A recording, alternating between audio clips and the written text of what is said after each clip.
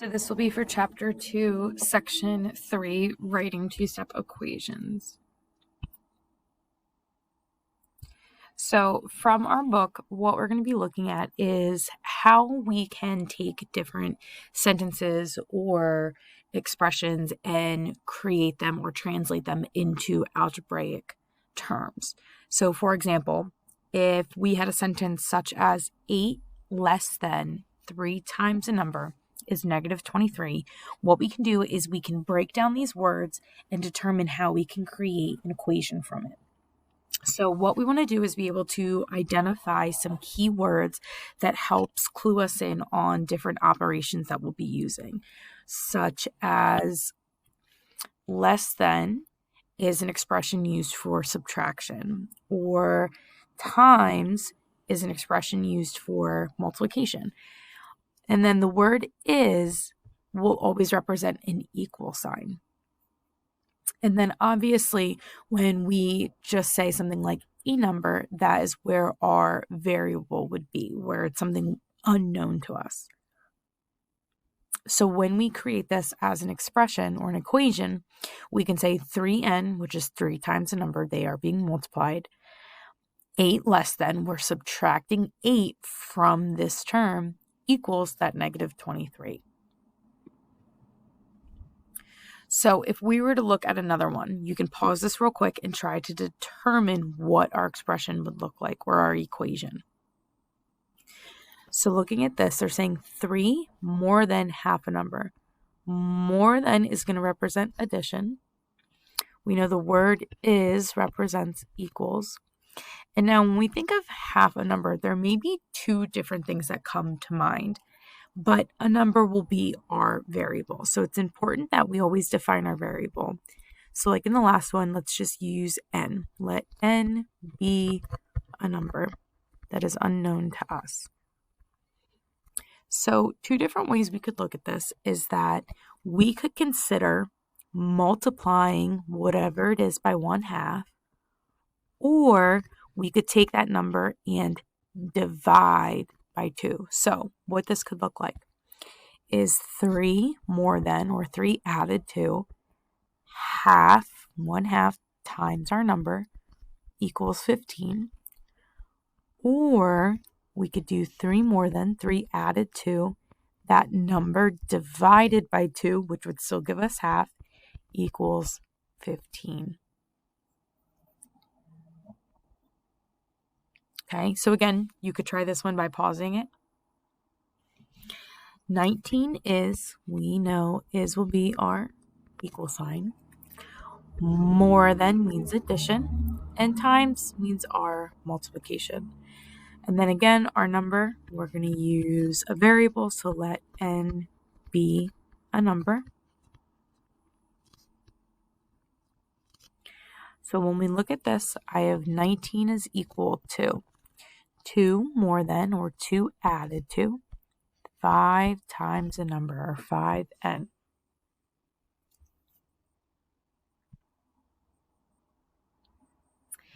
Now, another way, like I said, would be possibly looking at a word problem. So a word problem like you buy 3 books that each cost the same amount and a magazine, all for $55.99. You know that a magazine costs $1.99. How much does each book cost? So what we could do again is just break down the pieces of this to help us determine what this word problem would look like as an equation. So one part would be 3 books in a magazine cost $55.99. We don't know how much a book costs. Since that's what they're asking us, that's what we can use to help us define a variable. So in this case, they're using B to represent books. Well, if we don't know the cost of books, but we do know we are buying 3 of them, once we have that price, we could do a quick math and multiply it by 3. Since they're telling us that one magazine costs $1.99, we know together combined the cost of our books and the cost of our magazines totaled $55.99. So we can add those 2 prices together. So since this equals our total of $55.99, we can come up with the equation of 3b plus $1.99 equals $55.99. And then what we could do with that equation, using our inverse operations, we could solve for B, or for our cost of books.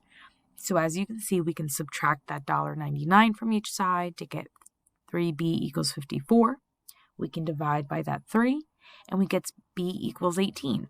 But the context of this, since it's a word problem, that B represents our cost of books, so we can say the books each cost $18. So let's think of another word problem. Kendra paid $7 for her admission ticket to the fair and bought 12 ride tickets. She spent a total of $31 on admission and ride tickets. Write and solve an equation to find the cost of one ride ticket. So when we're looking at word problems, it's important to pick out what is important to us.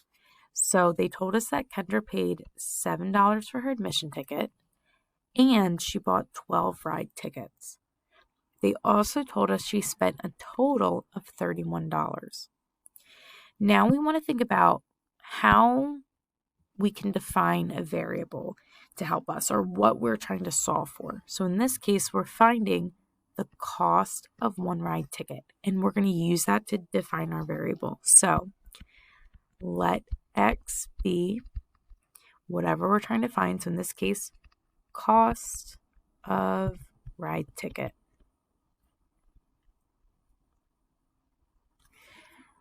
So now what we're able to do is create an equation. So they're telling us that she paid $7 for her admission ticket and 12 ride tickets. And the total of everything combined would be $31. So what we can say, or how we can visualize this, is our admissions ticket plus our ride tickets equals $31. So let's think about how we can represent our admission and our ride. Well, they told us our admissions ticket was $7. But for our ride, she bought 12 ride tickets, but we don't know how much that cost.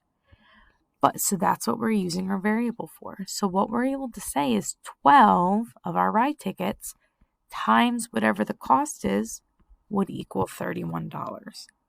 And now we'd be able to solve. We could subtract 7 on both sides, get 12x equals 24. We could divide by 12 and get x equals 2. But we want the context of it, so we can always go back to what we were solving for. So we can say a ride ticket is $2. Let's try another one. Membership at the health club is $15 per month, plus $10 for each exercise class taken. Jill paid $75 for the month of September. So write and solve an equation to find the number of exercise classes Jill took in September. So again, we want to start with what's important. $15 per month plus $10 for each class. Now, when we look at this, the word per is going to represent multiplication.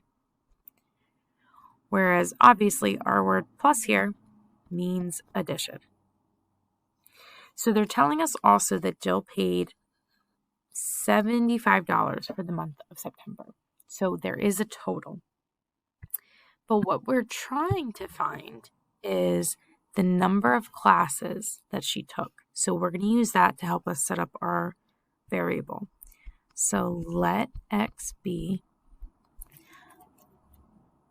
number of exercise classes.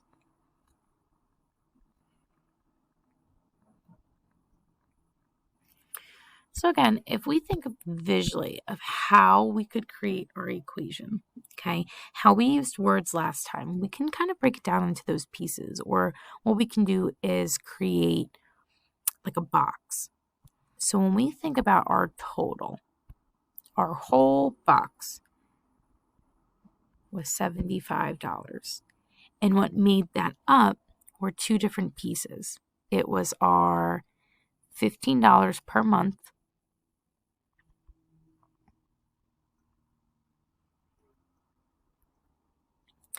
plus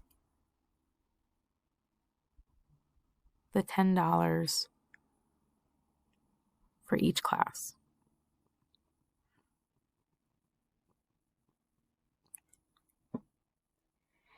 So we know that each month she's going to pay this $15. But since we're just talking about 1 month, we can just leave that as 15. What's more important is this $10 of each class. So what we can also say is we're multiplying $10 for every class, or in this case, 10x equals 75. And then what we're able to do now, since this is just representing our 1 month of September, we can solve by subtracting our 15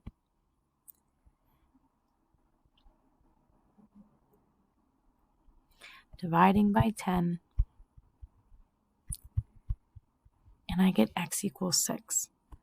So again, being a word problem, we want to include that label of what we were looking for. In this case, we were looking for how many classes Joe was taking, which would be 6. Now, the last example I want to look at can be a little complicated because it's dealing with more than one variable or more than one of the same variable. So in this case, it says you and your friend's lunch cost $19. Your lunch cost 3 more than your friend's. How much was your friend's lunch? So when we break this down, we obviously don't know how much our friend's lunch is. So we can use that to represent our variable, or in this case, they're using f. So when we think about what this is, we want to think about how much our friend's lunch is, which is f.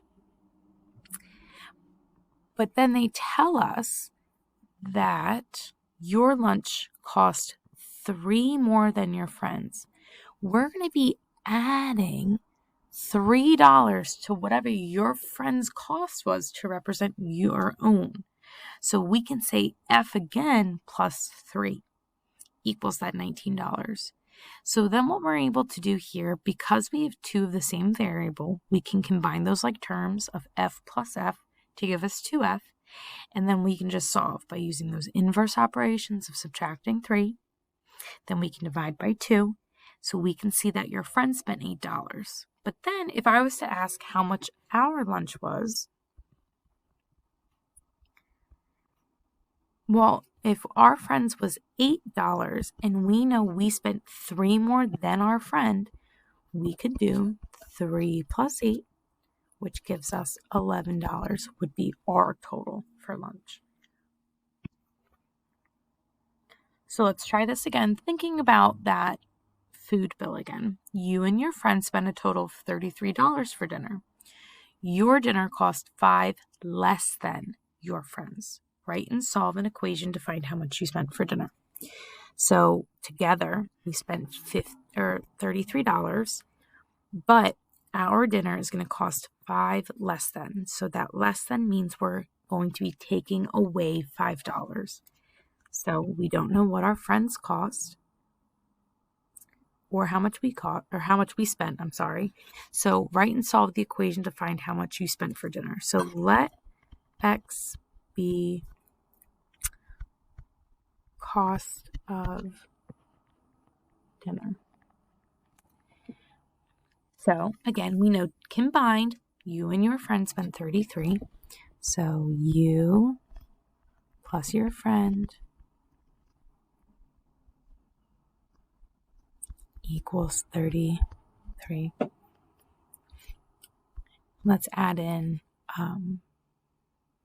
your friend's dinner. It's important that you can be as specific as possible when you're defining your variables.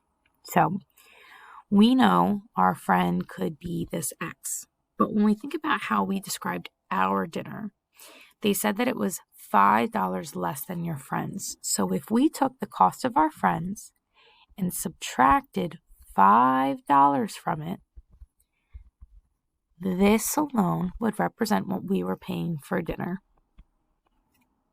So again, now looking at this, we notice that we have 2 x's on the same side. We could combine those to get 2x minus 5. We could solve by adding And once we add, we would